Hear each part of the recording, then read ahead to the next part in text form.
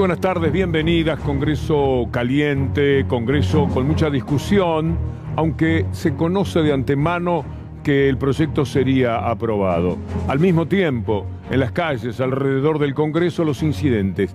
Átila, por donde pasaba, no dejaba crecer el pasto. Algo parecido sucede con el Fondo Monetario Internacional, donde está el fondo, donde el fondo se ha hecho cargo de los países, por lo menos para estar controlando a sus gobiernos, siempre ha sido un desastre. Y esto que vemos ahora, este fuego, este dolor que provocan las formas de encontrarse la policía y los manifestantes, duele muchísimo, pero ¿hay alguna sorpresa?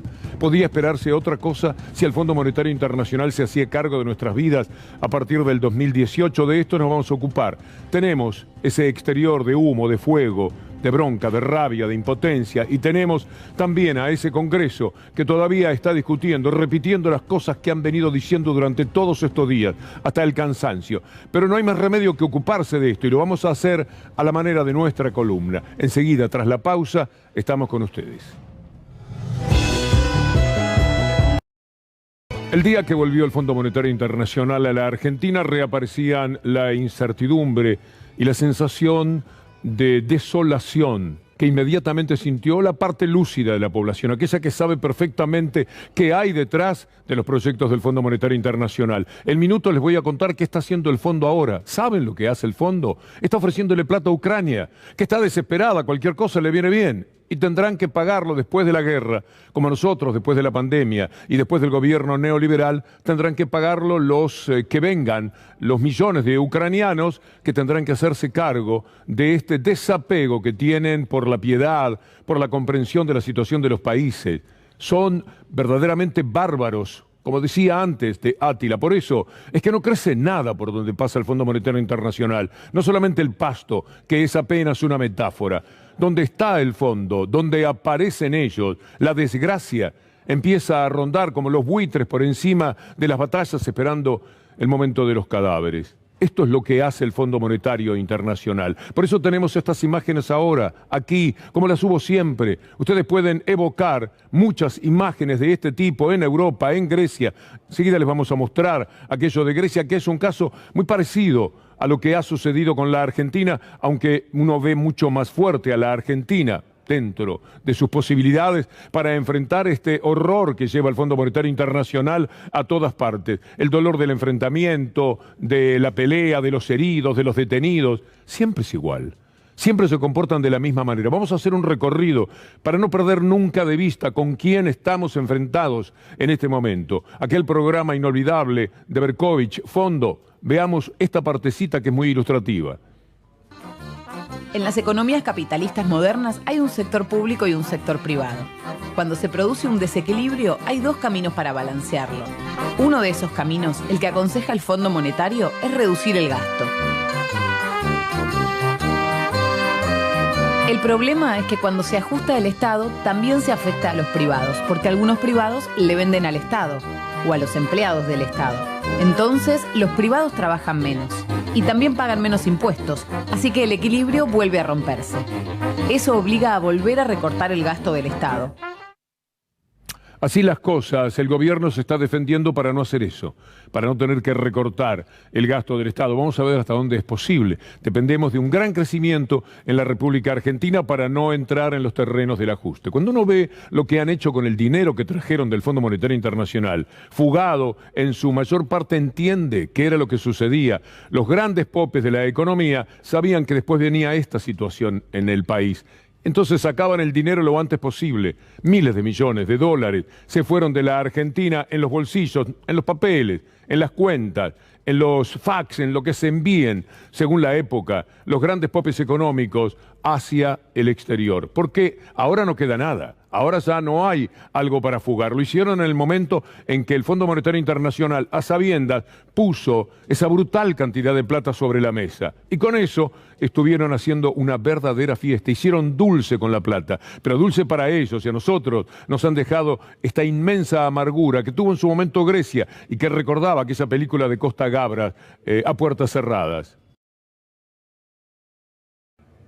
Y este hombre tuvo que renunciar, porque hubo un presidente por encima de él que acordó con todo esto, que les hizo el gusto. porque también debe haber pensado, otra no hay, no tengo más remedio, las calles de Grecia, podemos ver cómo estaban en aquel momento, igual o peor todavía de lo que estamos viendo hoy en la ciudad de Buenos Aires. Esto es de la película Puertas Cerradas, esto es Grecia, en los tiempos del tremendo dolor que provocó aquel acuerdo que se tuvo que realizar con el Fondo y con el Banco Central de la Unión Europea.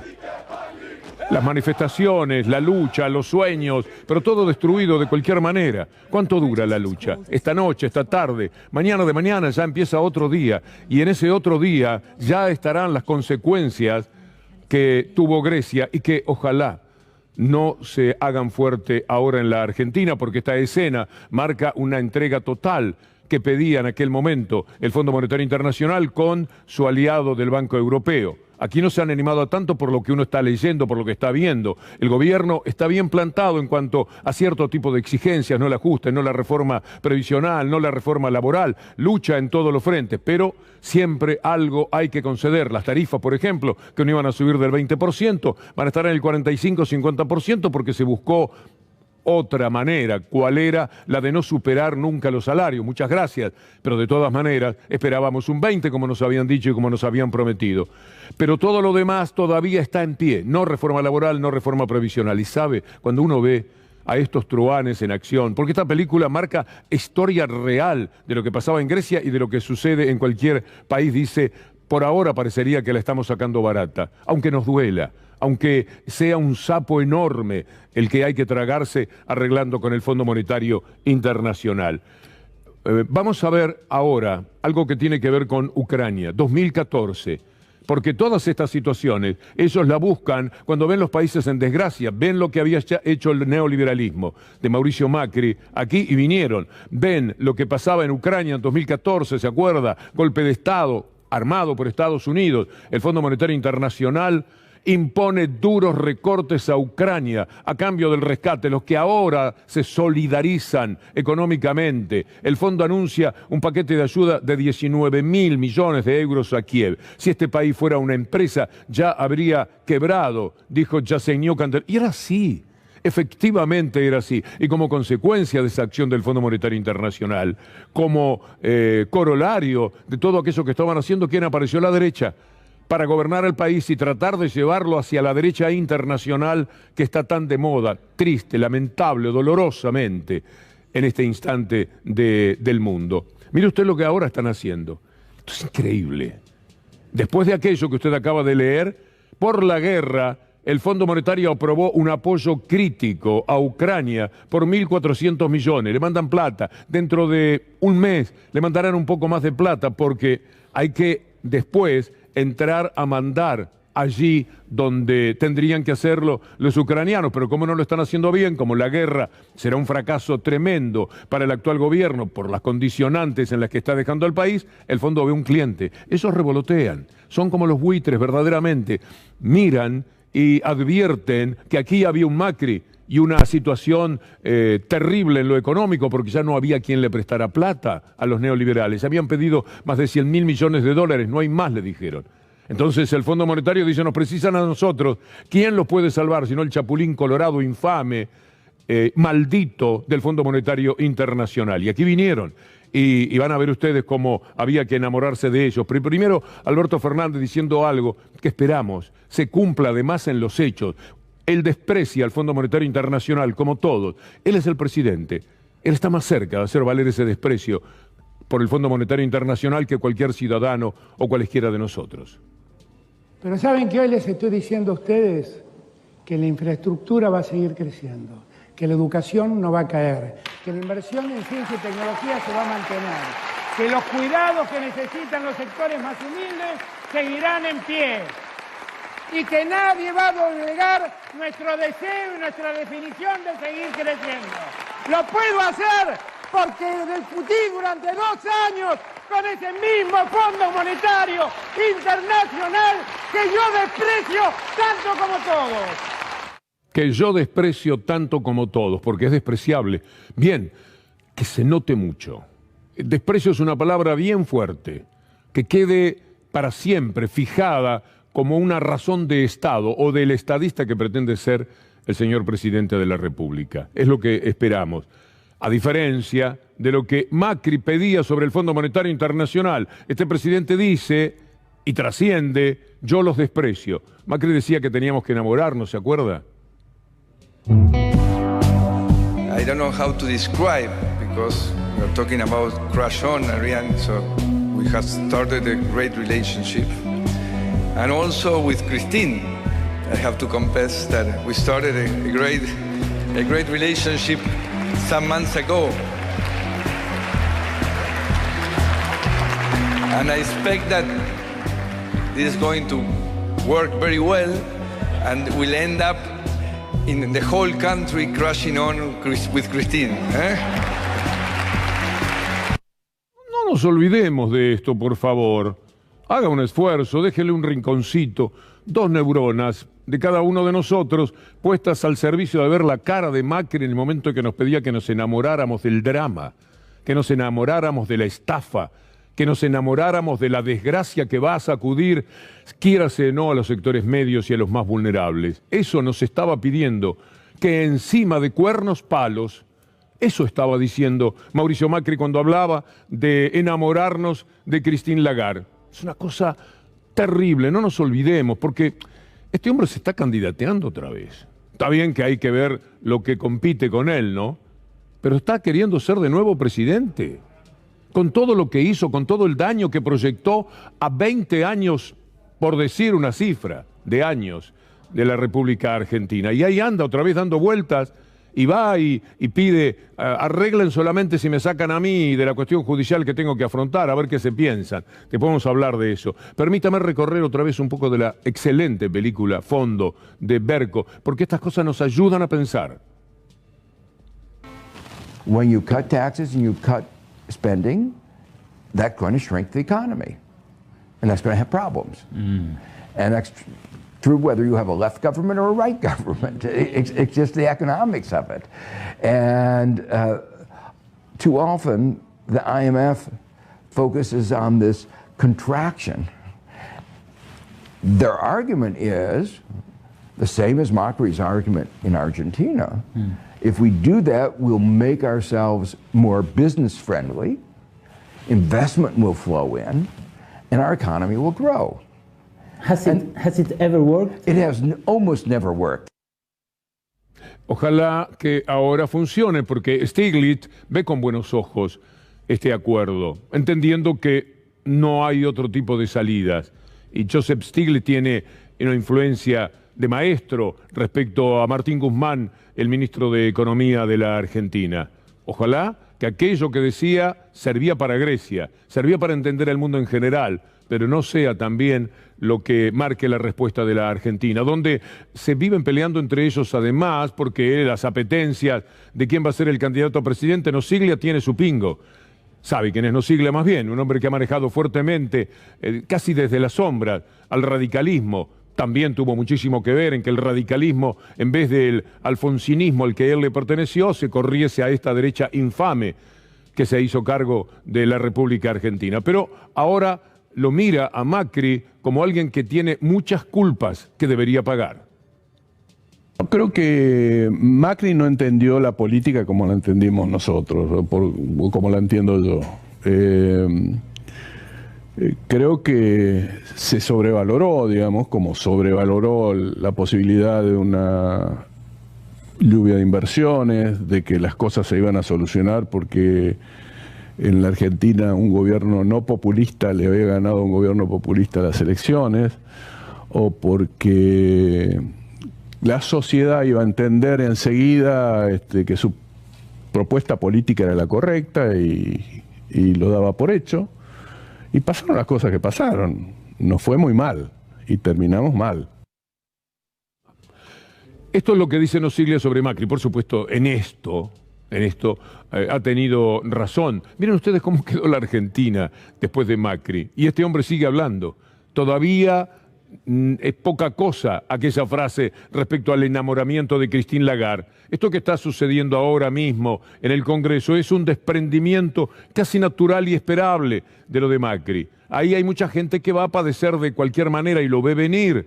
el acuerdo con el Fondo Monetario Internacional, salvo que el gobierno tenga, como está teniendo, porque después lo vamos a remarcar también, un éxito formidable, que se mantenga lo de ahora y que se multiplique en cuanto al crecimiento y que pueda juntar mucho dinero, pagar lo que corresponda en su momento y que le quede dinero para seguir haciendo inversión en la enorme deuda social, porque lo triste es que se le debe mucha plata al Fondo Monetario Internacional por culpa de ellos, se le debe mucha plata a los inversores privados, pero sobre todo se le debe mucha comida, mucha vestimenta, mucha dignidad a millones y millones de argentinos. Esa es la deuda interna, esa es la que también hay que pagar, y si es posible, tiene que ser así, antes de pagarle a esta banda de delincuentes internacionales que salen con la camiseta del Fondo Monetario Internacional. ¿Quiere ver la cifra que dejó Mauricio Macri? Los datos económicos que tienen que ver con el país que dejó Macri, el PBI, menos 200.000 millones, la actividad económica, menos 4,5, el dólar de 10 a 63,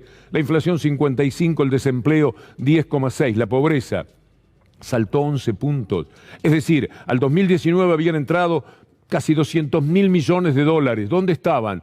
La pobreza aumentó 11 puntos mientras estaba Macri. Y anda Macri dando vueltas, tratando de posicionarse. Claro, él dirá, si el enemigo es el que me servía café, pensando en Rodríguez Larreta, o es Patricia Bullrich, bueno, yo voy a estar muy bien, o María Eugenia Vidal, que tuvo que fugarse de la provincia de Buenos Aires. No nos olvidemos de todo esto que han hecho, de esos números pavorosos que dejaron cuando terminó su gobierno en el 2019. Siempre lo hacen los gobiernos neoliberales, en cualquier parte, y lo hicieron muy bien en la Argentina. Vamos a hacer esta línea de tiempo, mientras lamentablemente estas imágenes en vivo nos están recordando cómo ha sido también la jornada de hoy, además de la discusión dentro del Congreso. Ahí está la cifra, que esto entre en la cabeza y póngalo con la cara de Macri, dulzón con Christine Lagarde. Piense en la sonrisa final de Macri cuando dice que el país se tiene que enamorar de Christine Lagarde. Hágalo como un ejercicio de ciudadano que tiene capacidad de indignarse. La indignación es buena. La indignación es una manera de mostrarles la lucidez que se tiene desde la condición de ciudadano por todo lo que han hecho. Después aparece, para que usted lo tenga bien presente, el mismo Mauricio Macri, el mismo que vimos sonriente al lado de Christine Lagarde diciendo que esto, él lo arreglaría de taquito en 5 minutos. Mire qué vergüenza este hombre. Si no lo tenemos, podemos pasar a otro tramo. Cualquiera puede pensar en eso. Ahora sí está, bueno, vamos. ¿Va a haber un pedido al Fondo Monetario para que haya un préstamo asistente a la Argentina? No.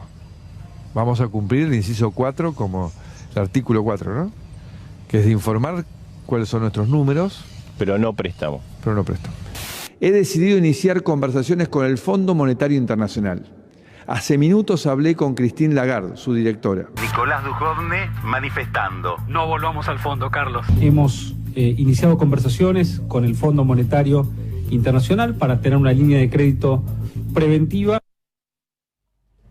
Vamos a ir por un momento a nuestro móvil con Daniel Ejian, con Nicolás Munafó, para ver qué está sucediendo allí adentro y afuera del Congreso. Muy buenas tardes, queridos compañeros.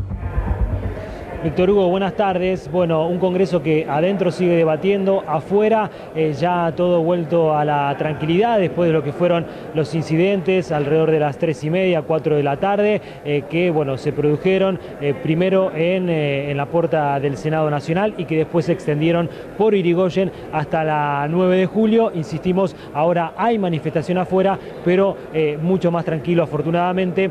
Lo mismo, Dani, parece suceder adentro, ¿no?, del Congreso. Sí, y en la Cámara de Diputados, en el recinto, están exponiendo los oradores individuales. Es una lista extensa de 80 diputados y diputadas que se han anotado para expresar su posición respecto a este acuerdo con el FMI. En la presentación, los presidentes de los bloques ya adelantaron cómo van a votar. Va a acompañar Juntos por el Cambio al Frente de Todos en este proyecto. Algunos diputados ya marcaron que votarán en contra. Sorprendió el diputado López Murphy, que dijo que se va a diferenciar de Juntos por el Cambio y va a votar en contra, también el Frente de Izquierda y Libertarios. Y ahora lo que vamos a ver va a ser la exposición individual. Hasta la medianoche se espera que cada uno muestre su posición y que también aparezcan algunas diferencias dentro del bloque del Frente de Todos respecto a esta postura. Volvemos cuando ustedes quieran. Nos quedamos con esas imágenes dentro y fuera del Congreso. Y vamos a un dato. Permítame esta presentación. Fue Macri. Esto que era un graffiti en una pared ahora tiene muchísimas versiones. Se lo ve en varios lados. Por lo menos, digamos una verdad, en las paredes, ya que cuesta tanto encontrarlas en los medios de comunicación. Fue Macri, claramente, lo del Fondo Monetario Internacional, pero ellos tienen mucha suerte, porque con el blindaje mediático consiguieron que solamente 4 de cada 10 personas sepan quién tomó la deuda. Mire esta noticia, solo 4 de cada 10 argentinos saben que la deuda con el FMI la contrajo Mauricio Macri. Los demás la ignoran, pero hay una querella, hay una búsqueda de responsabilidades. Lo anunció y esperamos que lo pueda cumplir. Ya no está solamente en sus manos, pero tiene que darle continuidad a la querella el presidente Alberto Fernández el 1 de marzo. Los argentinos y las argentinas tienen el derecho de saber cómo ocurrieron los hechos y quiénes fueron los responsables de tanto desatino.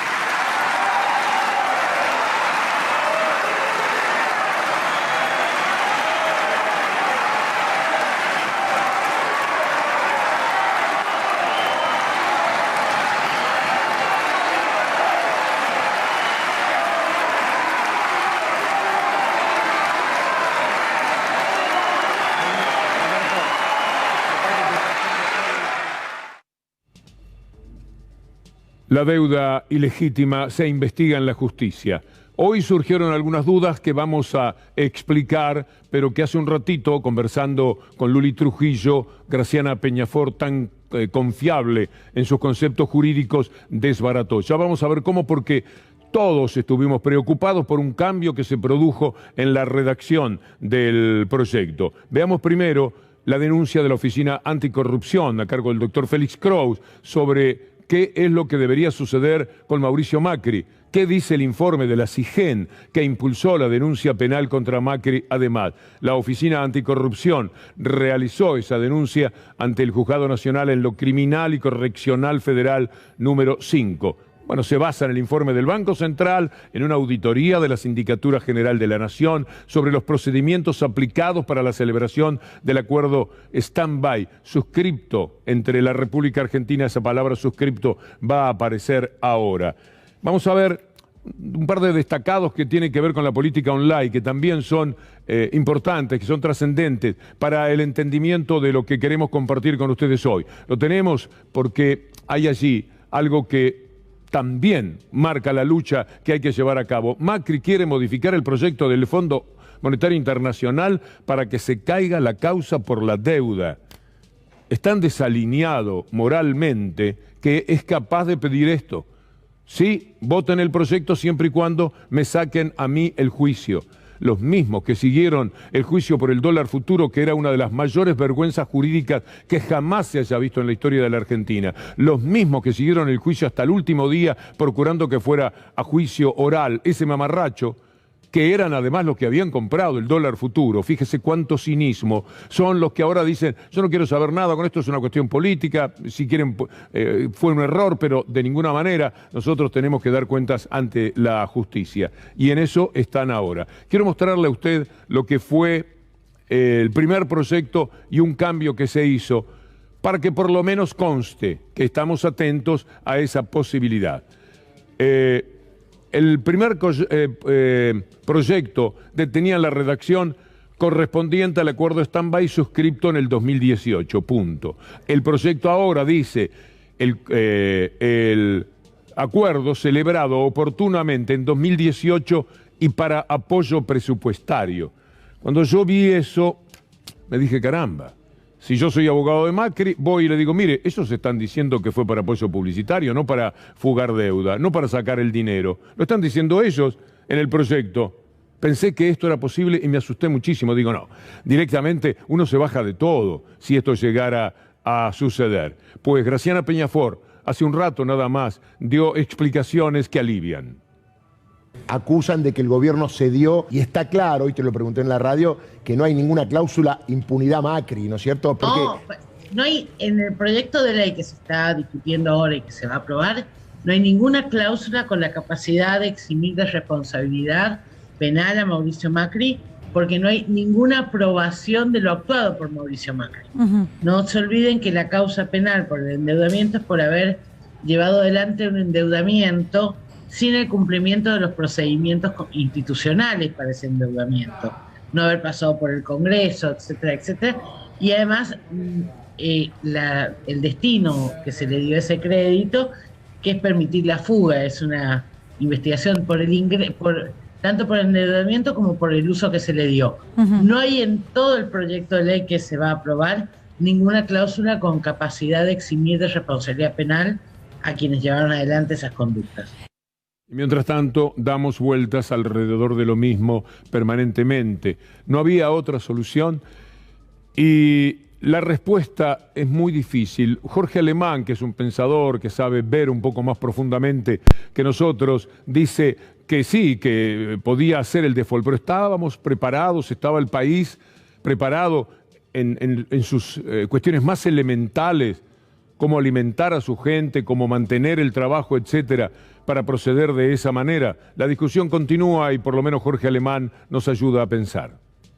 Así como con la guerra, mi deseo es no más guerra, darle una oportunidad a la paz, no quiero que muera más gente. Yo quisiera que salieran bien las cosas. No vi que hubiera una articulación popular lo suficientemente fuerte para soportar el default. Es decir, para el default era necesario millones de personas en la calle, armando una política, un proyecto alternativo al Fondo Monetario Internacional. Yo no hubiera estado en contra del default. Lo que no vi es la construcción política para esa posición. Esa posición hubiera exigido un estoicismo además enorme. Sí, es verdad. Esto es cierto y quienes estamos un poco más cómodos tenemos la obligación de pensar en los que están peor. También hay muchos que dicen, bueno, justamente porque pensamos en los que están peores que no queríamos el acuerdo con el Fondo Monetario Internacional, porque esto va a costar sangre, sudor y lágrimas, seguramente, en lo inevitable.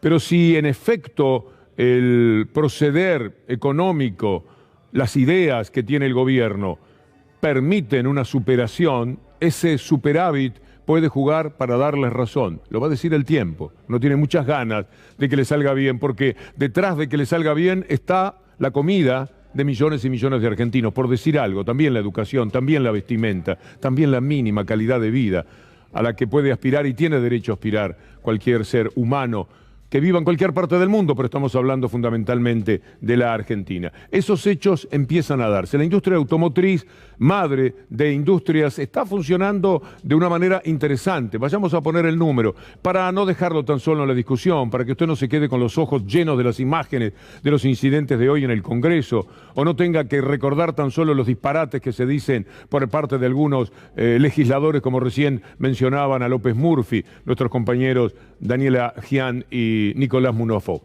La industria automotriz bonaerense tuvo el mejor enero de los últimos 5 años. Esto implica también los años neoliberales. En 2021 se crearon más de 500.000 de empleos registrados. En 2021 nos habitaba la pandemia fuertemente. Ahora la tenemos, pero parecería más liviana. En aquel momento era bravo, 500.000 de empleos registrados. Y muchísimo más todavía del doloroso empleo no registrado. Y por último, en este trama, pero todos los días vamos a tener un seguimiento de las mejoras, la industria PYME logró un crecimiento de 13% anual en el mes de enero. El show opositor. El bochorno del show opositor, la desvergüenza de la mentira en continuado, el desparpajo para llevarse por delante a cualquier inteligencia, la decepción permanente que significan hombres y mujeres que llegan a puestos de tan alta expectativa para decir sonceras, para decir falsedades y todo lo que ya sabemos que ha sido un verdadero show de la oposición. Vamos a empezar por Amadeo, Eduardo Amadeo, que ha sido funcionario en todo tipo de gobierno y siempre bien acomodado el hombre. Ahora simplemente acomoda a su familia, sobrinos, hijos, etcétera, y él mismo hace algún negocio que otro, si es posible, con el gobierno de la ciudad de Buenos Aires. Pero además dice sandeces de esta estatura. Tema de fuga de capitales. Yo veo que desde el kirchnerismo se usa ese argumento como queriendo decir hubo una cantidad de vivos que se agarraron los dólares y se los llevaron a sus cuentas en el exterior. Fuga de capitales es doña Rosa, que desesperada, por ejemplo, el lunes después de las PASO, salió a comprar dólares porque no creía en el peso y tenía miedo en el futuro. Así que este individuo dice que fue doña Rosa. Las doñas Rosas multiplicadas en toda la Argentina. Finalmente usted, que es doña Rosa, don José, como nosotros, seríamos los culpables, no los grandes truanes de esta nación, los grandes empresarios, los que sacaron 40, 50, 60, 80 millones de dólares, como después le vamos a mostrar Juan Alonso, destacado colega, ha demostrado haciendo una investigación que por supuesto no prospera y de la que usted seguro no sabe casi nada, por no decir nada, dado que es una denuncia contra esos medios de comunicación y los periodistas de esos medios de comunicación que han hecho dulce con el dinero, como les decíamos antes, aunque sea reiterativa la frase. Vamos a darle esta respuesta a esto que ha dicho sobre doña Rosa el tal Eduardo Amadeo. La fuga de divisas 2016-2019 fue de 87.130 millones de dólares. ¿A usted le parece que las doñas Rosas del país están en condiciones de llevarse toda esa plata? No, no va a ser posible. Por eso la investigación de esto también es tan pero tan importante. Amadeo, no conforme con lo que había dicho sobre las doña Rosa, agregó algo que es una manera tan evidente de tomarnos el pelo, de faltarle el respeto a la verdad, a la gente, a lo decente que pueda haber y que él no está adornado de semejante característica, pueda decir, miren ustedes esto. Y con Duhovne, cuando dijo en el 2016 que habían recibido un país desendeudado... No me acuerdo de esa, digo, si lo dijo estaba equivocado. Del endeudamiento actual, el 80% viene del gobierno kirchnerista. Cambiemos aumentó en 55.000 millones de dólares la deuda, pero Cristina Kirchner la había aumentado en 120.000 millones de dólares. No recuerdo si nunca haya dicho eso, porque si lo dijo estaba equivocado. La Argentina hoy tiene niveles de endeudamiento bajísimos, tanto a nivel del gobierno, como a nivel de las empresas, como a nivel de las familias. Así fue la historia, contada por ellos mismos, pero lo niegan. Y Amadeo se anima a decir, con su cara de Amadeo, yo no sé, no, y si lo dijo estaba equivocado. Era el ministro de Economía, y si estuvo equivocado hizo un zafarrancho, porque estaba equivocado. Pero la verdad es que lo dijo, y lo dijo tan enfáticamente, y hasta argumentando por qué era que eso sucedía, porque efectivamente, si el gobierno no le pagaba al 7% de los fondos buitres que estaban dando vuelta con su enorme poder y con la complicidad de los medios locales, bueno, iba a encontrarse con esa problemática. Es tristísimo. Mire lo que dice Canalla Lombardi. Cuando habla de responsabilidad, ¿se sienten responsables de haber contraído la deuda? No, la deuda se contrajo antes, la deuda la contrajo Cristina Fernández, y lo que pasa es que los acreedores cambiaron porque dejaron de prestarle a la Argentina. La deuda, Cristina Fernández heredó de Néstor Kirchner un superávit del 7%. ¿Cómo tomás cuando desde Juntos por el Cambio se dice que la deuda la generó Cristina Fernández de Kirchner? No sé qué decir. A ver, es muy absurdo. Vos sabés que tenés distintos tipos de deuda, ¿no es cierto? La deuda con los mercados de capitales, tenés la deuda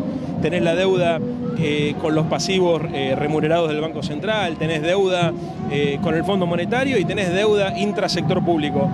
En la época de Cristina lo que tenías era mucha deuda en pesos y intrasector público, con lo cual no representaba un peligro importante y además representaba más o menos el 30% de la relación con el PBI. Después de la gestión de Macri, la deuda representa casi el 90% del PBI, cambió la composición de la deuda, ya no es con el sector público, o sea, de un organismo del Estado, otro organismo del Estado, sino es del Estado argentino, con acreedores privados y con el fondo, y en dólares, ¿entendés? Yo sé que la explicación por ahí demora unos segundos, pero le pido a la gente que le preste atención a esto porque es la clave para entender por qué tanta discrepancia. Es la clave para entender además que el otro relato es una mentira flagrante. Pero tienen su manual, ¿eh? ¿Y saben quién escribió el manual? Un enorme, inútil y ventajero que se llama Pratgay, el personaje que administra la fortuna de Fortabat. Está comodísimo el hombre, fantástico. En un solo pase de mano, como un prestidigitador, consiguió que la fortuna, que era de $1.000 millones, equivalentes a 9.000 millones de pesos en aquel momento, pasase a ser 20 o 25.000 millones de pesos. Simplemente firmando algo. Desde el lugar de un hombre que trabajaba mucho más, porque es lo que hizo siempre, lo que hizo durante su gestión y lo que está haciendo ahora, trabaja para una de las enormes fortunas de la República Argentina. Pero él es el que consiguió establecer el manual con el que se desempeñan Macri, Rodríguez Larreta, Bullrich, Canalla Lombardi, Laspina, todo lo que podamos ver, Negri, Wolf, mire cuánto personaje va apareciendo allí, Cornejo. Tienen su gente, ¿no? Y tienen su relato. Mire lo que escribió Pratgay, estaba bien decir Pratgay. Ya demostré que según la definición oficialista de fuga de capitales, CFK fugó más dólares que el 99% de los argentinos durante 2015-19. Este hilo derriba otro mito del relato K contra Cambiemos. Resulta que CFK endeudó más y más rápido que Mauricio Macri, 121 versus 55.000 millones de dólares. Ahora mostremos esta placa para que vea usted la fiereza de la mentira. La evolución de la deuda pública que menciona Pratgay tiene varios errores conceptuales. Mezcla y suma deuda en pesos y en dólares, algo en lo que insisten todos los días. Muestra la deuda en valores absolutos y eso impide comparar. Por eso en general se mide como 0% del Producto Bruto. Omite mencionar la situación extremadamente compleja que recibió el gobierno de Néstor Kirchner en 2003 en materia de deuda. Más de 80.000 millones en default y un acuerdo con el Fondo Monetario Internacional vigente. Pero ¿qué más dice Pratgay para ir armando el relato de la oposición? La deuda pública bruta al 30 de septiembre del 2015 era de 257.000 millones. Al 30 de noviembre del 19 era de 313.000 millones. La variación, 55.000 millones. Por favor, otra placa para entender la mentira. El peso total de la deuda está ahí en esos cuadros. Se redujo sustancialmente durante los gobiernos de Néstor y Cristina Fernández. Mire, en 2004 la deuda tenía el 118% del Producto Bruto, es decir, si usted tenía 100 pesos, debía 118 si usted fuera el país. En el 2015, si usted tenía 100 pesos, si el país tenía 100 pesos, debía 53.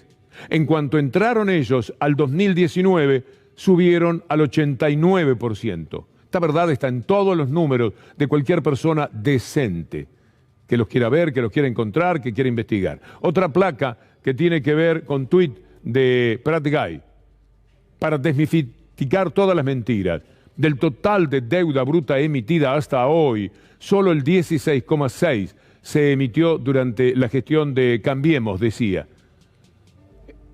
El 83% de la deuda se emitió durante administraciones distintas a las de los endeudadores de Cambiemos. Esto pretendía decir Pratgay. Bueno, veamos cuál es la realidad.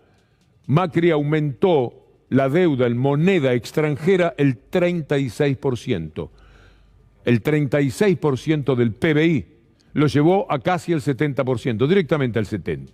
89% estaba en 2004, 36% en 2015 y lo elevó en apenas 4 años al 70%. Esa es la deuda en moneda extranjera, contando el Producto Bruto Interno, comparándolo con eso que es la única manera de saber dónde se está parado por parte de un país.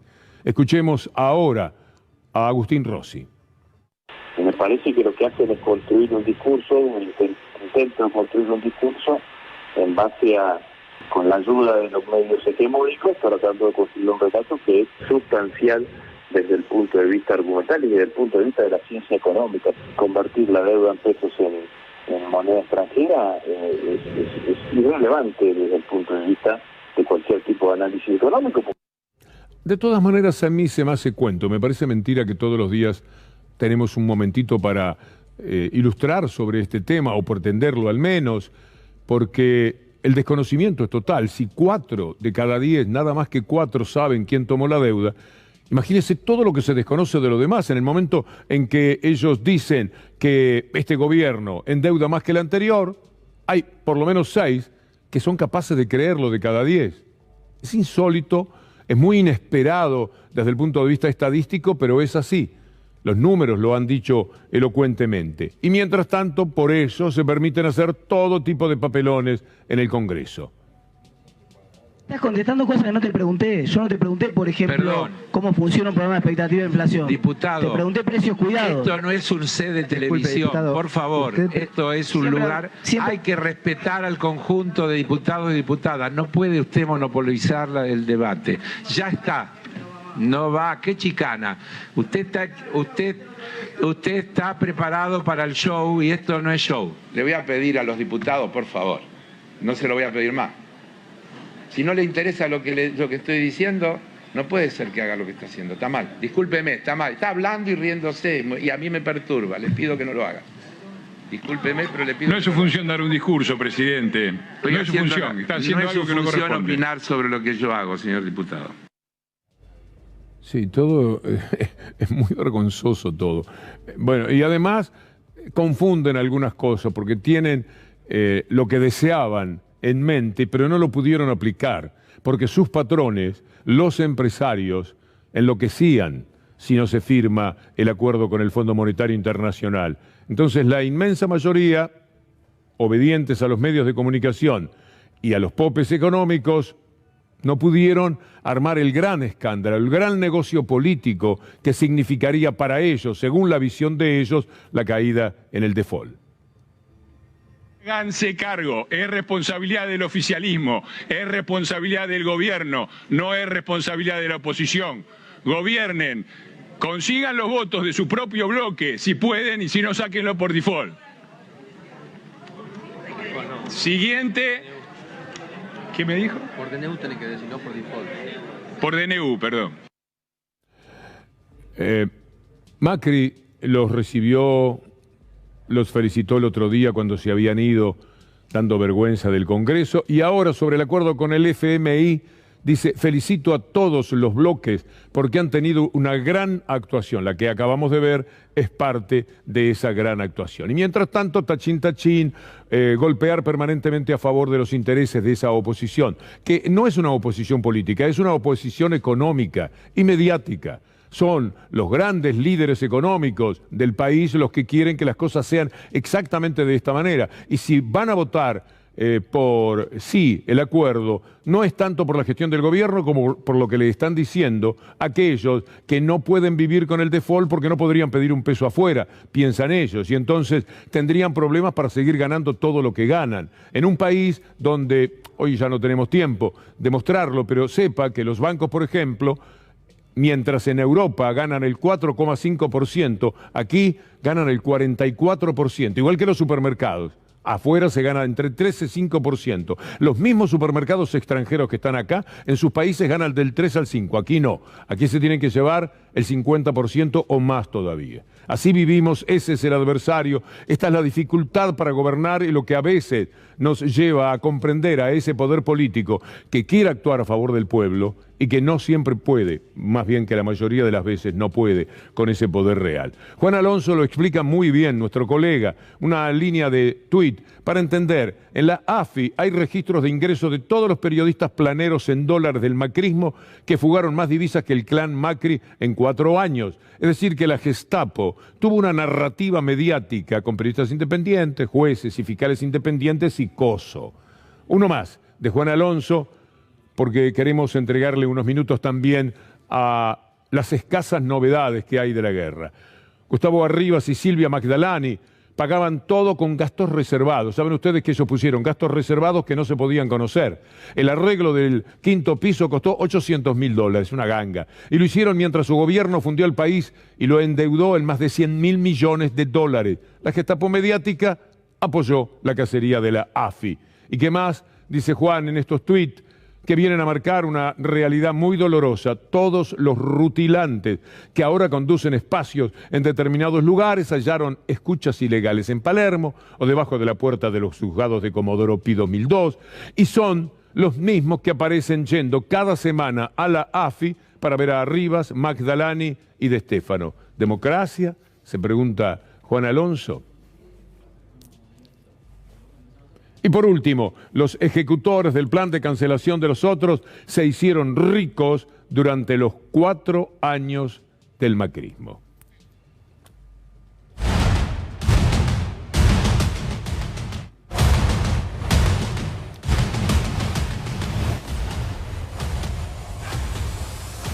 Dos semanas en guerra. 2 semanas de una confusión interminable. Hoy trascendió que hubo un ataque a un hospital pediátrico y rápidamente hubo conmoción por eso, porque de ser así, si tiran a un lugar donde hay niños, también uno inmediatamente se pregunta, bueno, ya que están en condiciones de hacer semejante atrocidad, ¿por qué no tiran directamente sobre las ciudades y solamente tiran alrededor de las mismas o a edificios que de antemano saben que están desocupados? ¿Por qué están tratando de ser tan puntillosos? Porque naturalmente Rusia no aguanta más el desprestigio internacional que la guerra le está trayendo con toda la promoción de la misma hecha desde Occidente y sin posibilidades de decir esta boca es mía porque le han cerrado la posibilidad de discutir por lo menos las noticias. Aparecieron funcionarios del gobierno de Estados Unidos diciendo que en ese lugar no había ya niños, que habían desalojado de ellos a ese hospital y que lo que estaban eran integrantes del batallón Azov, que naturalmente son sus rivales.